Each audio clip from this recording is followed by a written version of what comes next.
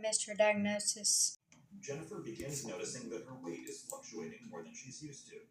I started gaining just a lot more water weight.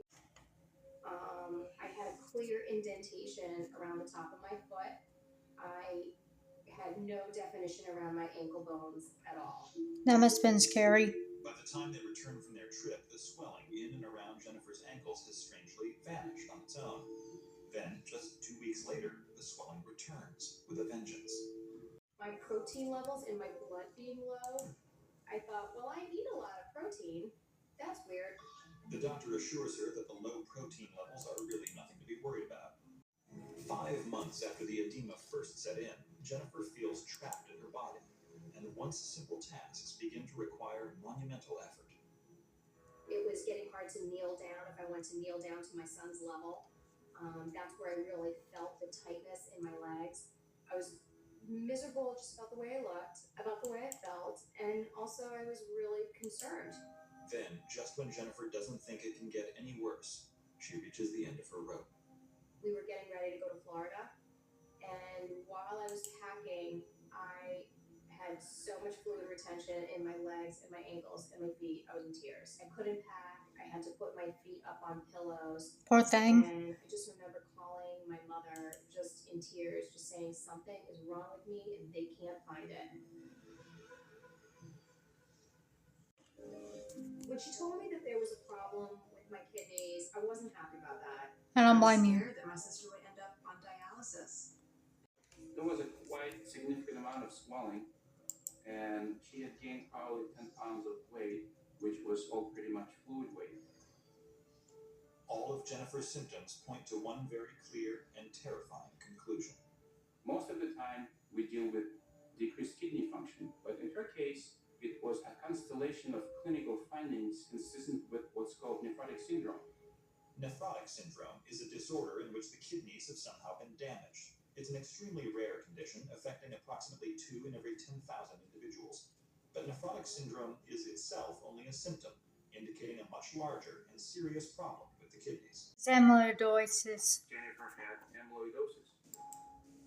Amyloidosis is a rare and potentially fatal disease that occurs when infection-fighting white blood cells created in the bone marrow are somehow converted into abnormal proteins called amyloids. These proteins in turn gradually begin to build up in the body's vital organs, like the lungs, heart, and, in Jennifer's case, her kidneys. As the amyloids accumulate, the body begins shutting down, like a car with a clogged engine. The exact cause of amyloidosis is unknown, and there's no known cure. The diagnosis leaves the Gershmans shocked and speechless. I was really scared. I didn't marry her just to be with her for 10 years. I married her to be with her until we both got old. So, yeah, I was pretty scared. But just when Steve and Jennifer think they can't bear any more bad news, Dr. Kuznetsov gives them a reason to hope. Thanks to Jennifer's persistence, the amyloidosis has been diagnosed early enough that it hasn't spread to any other organs. That's good. Like cancer, amyloidosis is uncurable, but Dr. Kuznetsov suggests a new treatment that just might put Jennifer into remission. The best treatment today is high-dose chemotherapy directed at killing those white blood cells that are abnormal. And this is followed by a stem cell rescue. This is when stem cells are infused into the bloodstream and they create a new healthy bone marrow. But 2 months later, Jennifer is finally ready to come home. Jen did clinically very well, and That's we're good. hopeful that her disease will go into this durable and long-standing remission. She's losing a lot less protein in her blood. She's improving drastically. Today, Jennifer is required to check in with Dr. Kuznetsov every 3 months just to keep an eye on everything. While she'll never be rid of the amyloidosis, she's a survivor and plans to be around for a very long time. I'm back at exercising at the gym and keeping up with my son and doing all the things I used to do. My immune system has quickly rebounded. This whole experience, it really makes you not take anything for granted, from your family to your health to your friends life is not unlimited, and something as small as fat ankles can be a life-threatening disease. Yeah, I can. It almost smelled like I was almost crying there.